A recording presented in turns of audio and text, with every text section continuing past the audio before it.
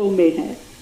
आप सबको मेरी ओर से ढेर सारी बधाई और ढेर सारी शुभकामनाएं। ताली बजा सकते हैं आप अपने लिए।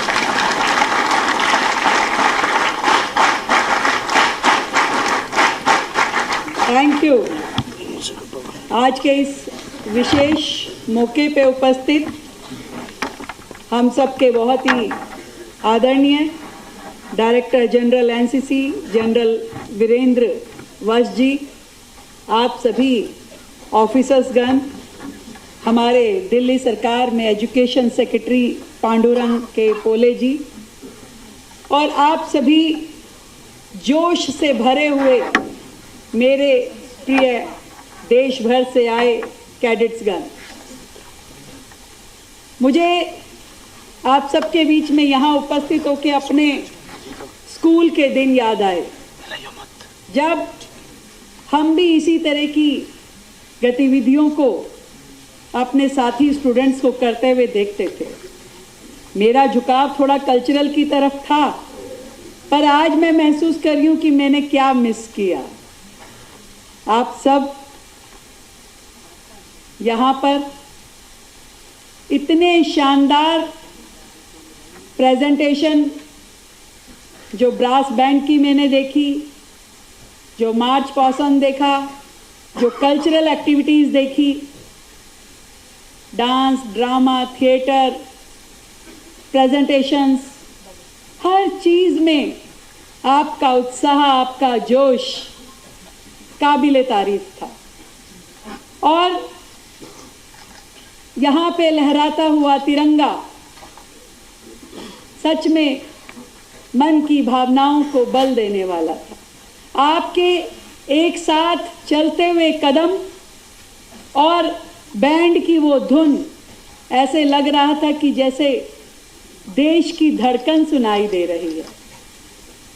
इतने सुंदर माहौल में, 3 रंग के तिरंगे में जैसे मानो वर्तमान, भविष्य और इतिहास एक साथ दिखाई देने लगा हो।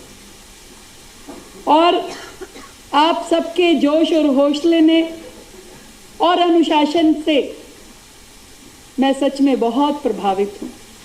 मैं जनरल साहब से लगातार बातचीत कर रही थी।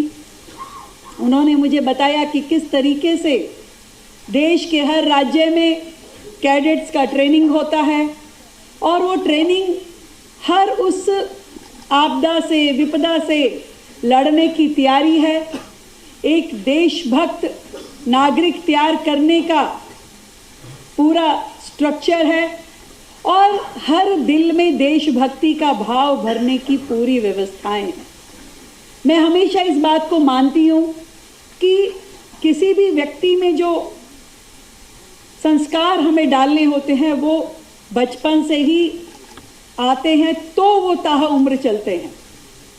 आप एक ग्रोन अप व्यक्ति के अंदर चाहें कि देश से जुड़ाव आ जाए या कुछ और एडिशनल भावनाएं उसमें जुड़ जाए तो शायद संभव नहीं है, पर बचपन से जब अपनी मातृभूमि की मिट्टी से हम जुड़ते हैं, देश की एकता और अखंडता को हम अपना लक्ष्य मान लेते हैं, तो जिंदगी भर उससे कोई हमें अलग नहीं कर सकता है।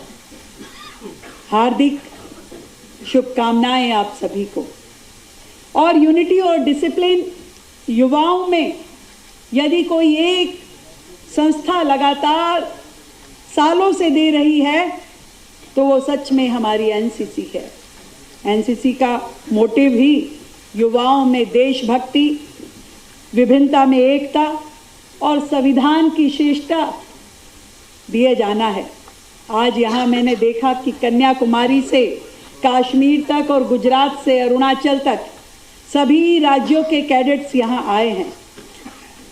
अलग अलग भाषाएं हैं, अलग अलग बोली है, परंपराएं, पहनावा, खान पान सब अलग है, पर एक चीज़ जो हम सबको जोड़ती है वो है भारतीयता। हम सब भारतीय हैं, इस बात का हम सबको अभिमान है। एक भारत श्रेष्ठ भारत के कैंप के रूप में आज ये पूरा एनसीसी परिसर गुंजायमान है। और स्पेशल नेशनल इंटीग्रेशन कैंप यहाँ पर संभव हो पा रहा है। और एक चीज़ जो हमें सबको आपस में जोड़े हुए है वो है कि हम सब की माँ एक है, भारत माँ। हम उस भारत माँ की संतानें हैं। ये भावना हम सब में होना हम सब के अंदर इस मातृभूमि की रक्षा करने के हमारे कर्तव्य को और मजबूत करता है। मैं हमेशा मानती हूँ कि देश को आगे बढ़ाना, देश को विकसित करना, ये हम सब की साझी जिम्मेदारी है।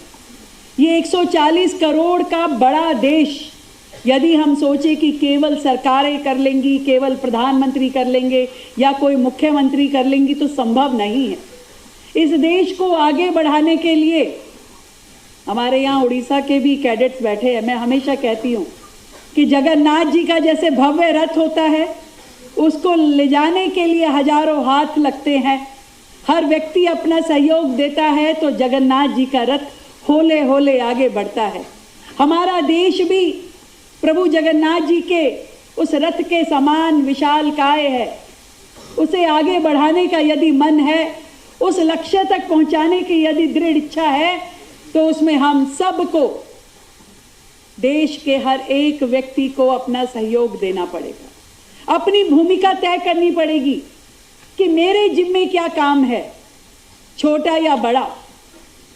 नहीं चलेगा कि भगत सिंह हो पर वो पड़ोस के घर में हो, नहीं चलेगा।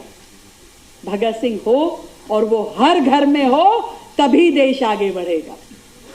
और कहीं ना कहीं आज देश के राष्ट्र नायक मुझे आप सब लोगों में दिखाई दे रहे हैं, जो कल को अलग अलग पदों पे पहुंच के अलग अलग दायित्वों को संभालते हुए, हो सकता है आप में से कोई